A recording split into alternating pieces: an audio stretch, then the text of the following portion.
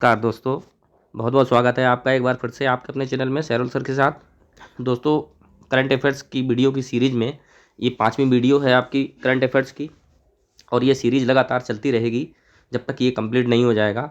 और कोशिश है ये कि इसमें सारे जो इम्पोर्टेंट कलेक्शंस हैं वो किए गए हैं क्वेश्चंस के। और ये आगे आने वाले एग्ज़ाम के लिए आपके लिए काफ़ी महत्वपूर्ण उपयोगी साबित होने वाले हैं। तो दोस्तों जो है, चलिए वीडियो स्टार्ट करने से पहले मैं आपसे थोड़ी एक बात कहना चाहूँगा कि वीडियो जो है जब आप देखने बैठ रहे हैं तो प्लीज़ एक आप कॉपी और पेन लेकर के बैठिए। देखिए, इससे बेनिफिट ये होगा कि एग्ज़ाम टाइम में आपके पास समय नहीं होगा कि आप हमारा दोबारा वीडियो देख सकें। केवल 20 क्वेश्चन है और बहुत ही महत्वपूर्ण क्वेश्चन है, तो आप इनको प्लीज़ नोट कर लीजिए। क्या कर लीजिए? नोट कर लीजिए कॉपी पर, ताकि जब आप एग्ज़ाम देने जाएंगे तो मान लीजिए अगर हमने 25-30 वीडियो बनाए, 30 वीडियो मतलब 500-600 क्वेश्चन हुए तो 500-600 क्वेश्चन का मतलब ये हुआ कि 500-600 क्वेश्चन आप मतलब एग्ज़ाम में जाने से पहले आप पूरी तरीके से इस पर नज़र डाल सकते हैं, जो कवर कर सकते हैं। लेकिन आपके पास समय वीडियो देखने का नहीं होगा, तो प्लीज़ आप इस चीज़ को ध्यान रखिएगा। जो मैं कह रहा हूँ ये आपके लिए बहुत ही मतलब इम्पॉर्टेंट चीज़ है कि आप इसे नोट ज़रूर कर लीजिए। दूसरी बात, आप वीडियो को शुरू से अंत तक देखिएगा। 20 क्वेश्चन है, कोई ज़्यादा क्वेश्चन नहीं है। अगर आप एग्ज़ाम की तैयारी कर रहे हैं, 15 से 20 मिनट किसी अगर अच्छा इंपॉर्टेंट जो है मैटर मिल रहा है तो उसको 20 क्वेश्चन कवर करने के लिए कोई ज़्यादा समय नहीं लगता है। 15 से 20 मिनट मुश्किल से लगेंगे। तो आप वीडियो को शुरू से अंत तक देखिए दोस्तों। और अगर आप हमारे चैनल पर नए हैं तो प्लीज़ वीडियो को जो चैनल को सब्सक्राइब भी कर लीजिएगा, ताकि आगे आने वाली जितनी सीरीज़ के जितने वीडियो हैं उनका नोटिफिकेशन आपको मिलता रहे। और अगर आपने अभी तक सब्सक्राइब नहीं किया, आप हमारे वीडियो को देख रहे हैं तो प्लीज़ सब्सक्राइब कर लीजिएगा। चलिए दोस्तों, बिना समय गवाए मैं वीडियो को स्टार्ट करता हूँ। अभी पहले क्वेश्चन को बढ़ता हूँ। देखिए, हाल ही में कौन जीन बैंक परियोजना स्थापित करने वाला भारत का पहला राज्य बना है? तो दोस्तों, इसमें जो है जीन बैंक में क्या है मैं आपको बताना चाहूँगा। ये जीन बैंक जो है, जैसे जानवर हैं, फसलें हैं और जितनी समुद्री प्रजातियां हैं, क्या हैं समुद्री प्रजातियां। देखिए, मैं आपको साथ साथ में डिटेल थोड़ा इसलिए थोड़ा डिटेल बताता हूँ कि ताकि आपको आगे पीछे की जानकारी भी मिल जाए और आपको ये ध्यान भी बना रहे। तो जानवर हैं, फसल हैं, समुद्री प्रजातियां, इनको सुरक्षित रखने के लिए, इनको बचाने के लिए, जो लुप्त होने की कंडीशन पर हैं या लुप्त हो गई हैं, तो उन्हें बचाने के उद्देश्य से ये परियोजना जो है जीन बैंक परियोजना स्थापित की गई है। तो ये जीन बैंक परियोजना जो है स्थापित करने वाला भारत का जो पहला राज्य है वो हो गया है आपका महाराष्ट्र। चलिए अगले क्वेश्चन को बढ़ते हैं दोस्तों। देखिए, हाल ही में कौन सा गांव भारत की पहली कार्बन न्यूट्रल पंचायत बना है? देखिए, कार्बन न्यूट्रल पंचायत होती क्या है, आप इस चीज़ को समझ लीजिए। आपको ऑप्शन तो अपने आप ध्यान बना रहेगा। कार्बन न्यूट्रल पंचायत का मतलब हो गया कि यहाँ पर इस गांव में जो सभी रिकॉर्ड हैं, क्या हैं, सभी रिकॉर्ड कैसे हो गए हैं? डिजिटल हो गए, यानी कि A to Z रिकॉर्ड जो है वो डिजिटल हो गए हैं। तो इस प्रकार से सभी रिकॉर्ड डिजिटल करने वाला जो गांव है वो भारत का पहला गांव कौन सा बना है? तो ये है दोस्तों आपका पल्ली, जम्मू कश्मीर। चलिए अगले क्वेश्चन की ओर बढ़ते हैं। देखिए, खबरों में रहा पद्मा ब्रिज या पद्म ब्रिज भारत के किस पड़ोसी देश में स्थित है? श्रीलंका में है, नेपाल में है, बांग्लादेश में है, म्यांमार में। दोस्तों, मैं एक चीज़ यहाँ पर आपको बताना चाहूँगा। देखिए, एक क्या होता है, करंट अफेयर्स का जो क्वेश्चन होता है वो या तो, देखिए, ये पद्मा ब्रिज जो है पहले से भी है, लेकिन जैसे कोई जीएस का क्वेश्चन है, बहुत इंपॉर्टेंट चीज़ बता रहा हूँ, आप इसको ध्यान रखिएगा। जीएस की कोई चीज़ है बहुत पुरानी है, लेकिन वो अभी हाल में ही किसी न किसी कारण से वो चर्चा में रही है, तो वो जीएस का क्वेश्चन, लेकिन आपके लिए बन जाता है बहुत इंपॉर्टेंट। क्योंकि जीएस तो बहुत है, लेकिन उनमें से कौन सी पूछी जाए, तो अक्सर वही पूछी जाती है जो किसी न किसी कारणवश चर्चा में रही होती है। तो ये देखिए, पद्म ब्रिज जो है भारत के किस पड़ोसी देश में है? तो ये मैं बताना चाहूँगा कि ये जो चीन का एक जो कार्यक्रम था, वन बेल्ट वन रोड, क्या, वन बेल्ट वन रोड, इसके अंतर्गत ये कहना था कि ये जो है चीन के उसमें है, लेकिन ये जो है अंतर्राष्ट्रीय स्तर पर जो है ये निर्धारित कर दिया गया है कि ये जो है वो कहाँ पर है, पद्म ब्रिज जो है वो बांग्लादेश में है, चीन का हिस्सा नहीं है। जब ये ब्रिज बन जाएगा तो ये बांग्लादेश का सबसे बड़ा पुल होगा। कैसा होगा, ये बांग्लादेश का सबसे बड़ा पुल होगा जब ये बन करके तैयार हो जाएगा, सबसे बड़ा। ठीक है, चलिए तो अगले क्वेश्चन को बढ़ते हैं। देखिए, 17वां प्रवासी भारतीय दिवस 2023 का आयोजन स्थल कौन सा है? सबसे पहले आप इस चीज़ को समझ लीजिए, प्रवासी दिवस क्या है। तो आप जानते हैं कि 9 जनवरी, क्या 9 जनवरी 1915 को गांधी जी वापस लौटे थे। कहाँ से लौटे थे? दक्षिण अफ्रीका से। तो सबसे पहली चीज़ तो आप ये जान लीजिए कि प्रवासी दिवस मनाया कब जाता है। हालांकि ये सिचुएशन को देखते हुए कभी 7-8 जनवरी को भी मना लिया जाता है, कभी 10 को भी मना लिया जाता है, लेकिन लिखित रूप से 9 जनवरी को ही ये होता है प्रवासी दिवस। इससे पहले जो 16वां मनाया गया था, 16वां जो था वो था सिंगापुर में। कहाँ था? सिंगापुर में। ठीक है, तो जो 17वां मनाया जा रहा है, मुंबई है, वाराणसी है, इंदौर है, सूरत है, कहाँ मनाया जा रहा है? इंदौर में मनाया जा रहा है दोस्तों। इसको आप ध्यान रखिएगा, वेरी इंपॉर्टेंट क्वेश्चन है ये। चलिए अगले क्वेश्चन को बढ़ते हैं। देखिए, हाल ही में किस राज्य में भारत की पहली स्टील सड़क बनाई गई है? तो देखिए, ये स्टील सड़क जो बनाई गई है, स्टील से बनाई गई है। आप समझ रहे होंगे, जैसा क्वेश्चन कह रहा है उसी हिसाब से है ये। देखिए, स्टील का जो कचरा होता है, स्टील का जो, जैसे स्टील की जो फैक्ट्रीज हैं, वहाँ से जो स्टील का कचरा निकलता है, क्या निकलता है? कचरा निकलता है, उससे ये सड़क बनाई गई है। और इस सड़क की लंबाई जो है वो है 1 किलोमीटर की है। कितनी है? 1 किलोमीटर है। और ये 6 लेन है, 6 लेन रोड बनाया गया है। और ये भी मैं आपको बताना चाहूँगा, ये कहाँ बनाया गया है? सूरत में बनाया गया है। तो सूरत आप समझ रहे होंगे कहाँ है? उत्तर प्रदेश, उत्तराखंड, महाराष्ट्र या गुजरात? तो कहाँ है? गुजरात में है। चलिए अगले क्वेश्चन को बढ़ते हैं दोस्तों। देखिए, हाल ही में कौन जंगली जानवरों को कानूनी अधिकार देने वाला दुनिया का पहला देश बना है? न्यूजीलैंड है, ब्राज़ील है, इक्वाडोर है या केन्या है? तो मैं आपको बताना चाहूँगा, ये जो देश है, इसको जंगली जानवरों को कानून, इनका कहना है कि जंगली जानवरों को भी कानूनी अधिकार मिलना चाहिए। मतलब इन्होंने एक बंदर पर जो है अपना फोकस किया था, और उसको लेकर के ये चीज़ इन्होंने मतलब निर्णय लिया गया है। तो ये जो है दक्षिण अमेरिका में है। ये देश कहाँ है? दक्षिण अमेरिका में है। अब तो आपने अंदाज़ा लगा लिया होगा दक्षिण अमेरिका में कौन सा देश है? इक्वाडोर। चलिए अगले क्वेश्चन को बढ़ते हैं दोस्तों। देखिए, हाल ही में किस राज्य में भारत का पहला शुद्ध हरित हाइड्रोजन संयंत्र शुरू किया गया है? तो जहाँ पर शुद्ध हाइड्रोजन मिल रही है, यानी कि 99.99% ग्रीन हाइड्रोजन, कैसी ग्रीन हाइड्रोजन जो है उपलब्ध कराई जा रही है, वो जो है एक जगह है जोराहाट। क्या है जगह? उसका नाम जोरहाट, जहाँ पर आपका वर्षा केंद्र जो है, वर्षा अनुसंधान केंद्र है जोरहाट। तो अब आपने अंदाज़ा लगा लिया होगा जोरहाट कहाँ पर है। असम में है, उड़ीसा में है, गुजरात में है या मणिपुर में है? तो कहाँ है ये? असम में है। चलिए दोस्तों अगले क्वेश्चन की ओर बढ़ते हैं। देखिए, हाल ही में कौन अपने हर गांव में पुस्तकालय वाला भारत का पहला जिला बना है? तो देखिए, ये एक ऐसा ज़िला है, इसके जितने भी गांव हैं सभी गांव में इन्होंने पुस्तकालय बनवाया है। तो मैं बता दूं, ये जगह है जमताड़ा। कौन सी है? जमताड़ा। और जमताड़ा कहाँ है? झारखंड में है। तो दोस्तों ध्यान रखिएगा, हर गांव में, यानी हर गांव में पुस्तकालय बनवाने वाला जो ज़िला है वो है जमताड़ा। और ये कहाँ है? झारखंड में। ये भारत का पहला ज़िला है जहाँ ऐसी सुविधा उपलब्ध कराई गई है। चलिए अगले क्वेश्चन को बढ़ते हैं दोस्तों। हाल ही में कौन वैक्यूम सीवर तकनीक का इस्तेमाल करने वाला भारत का पहला शहर बना है? देखिए, वैक्यूम सीवर तकनीक है क्या?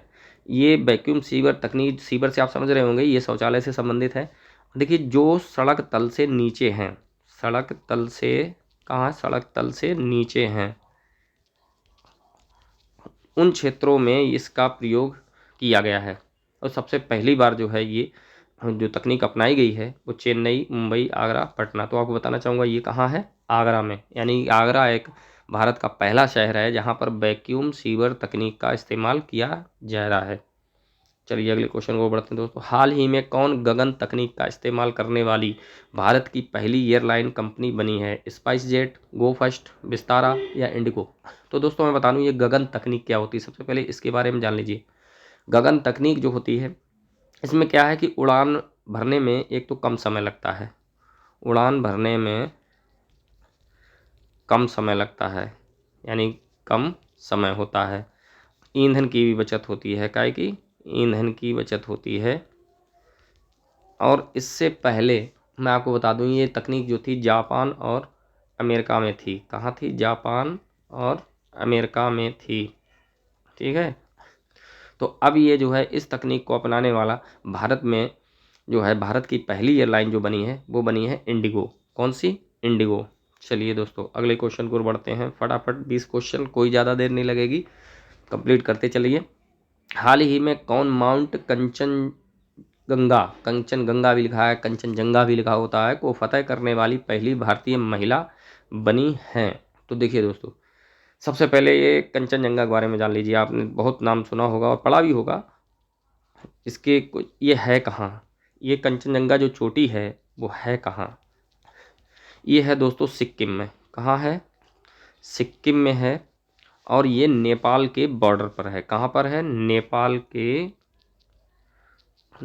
के बॉर्डर पर है। अगर ये कहा जाए तो ये दुनिया की तीसरी सबसे ऊंची चोटी है। चौथी है? तीसरी सबसे ऊंची चोटी है। और इसकी जो ऊंचाई है वो है आपकी 8,586 मीटर। कितनी है? 8,586 मीटर। ध्यान रखिएगा इस चीज़ को, क्योंकि माउंट की कभी कभी पूछता है तो ये कंचनजंगा की भी पूछ सकता है। तो ये जो है फतेह करने वाली जो पहली महिला बनी है वो बनी है प्रियंका मोहिते। कौन बनी है?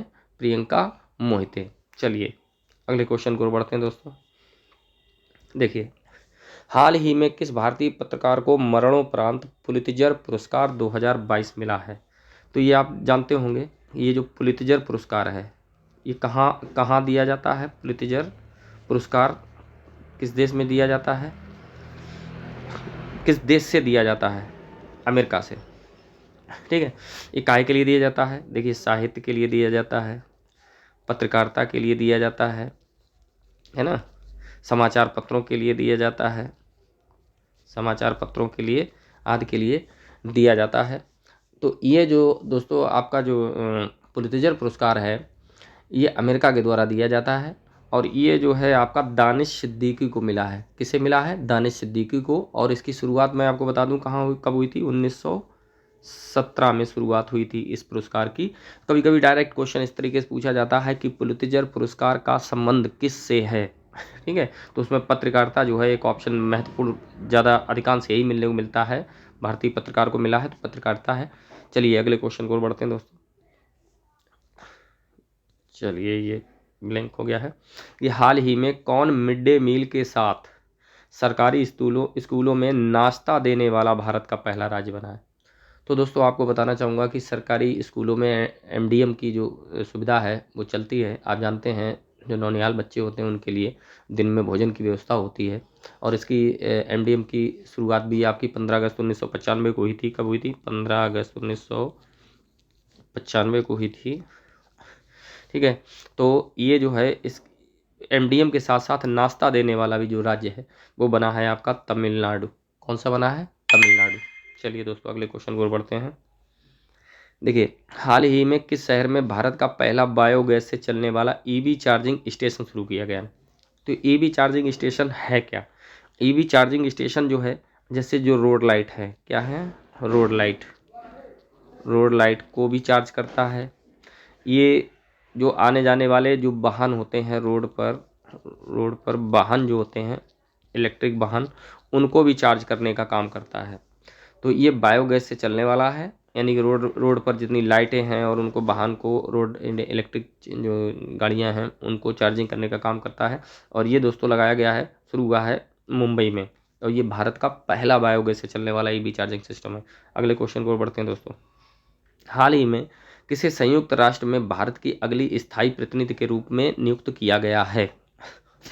तो दोस्तों आपको अभी मैंने इससे पहले एक वीडियो बनाया था संयुक्त राष्ट्र से संबंधित जितने भी इंपॉर्टेंट क्वेश्चन थे, उसमें कोशिश की गई थी सभी क्वेश्चनों को सम्मिलित करने की। लगभग इंपॉर्टेंट बहुत से क्वेश्चन हैं उसमें।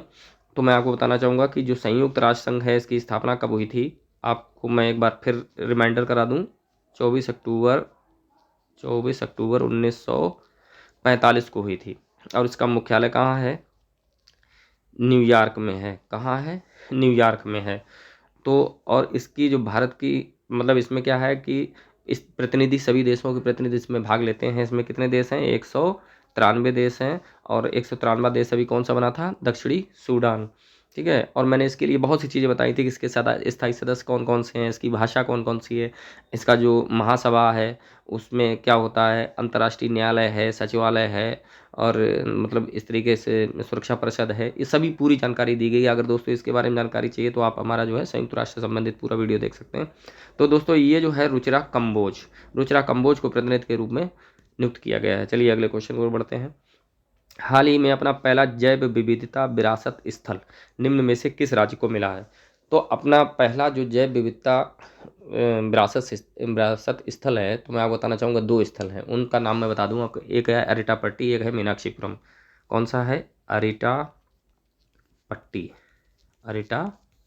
एक तो ये है, एक है आपका मीनाक्षीपुरम।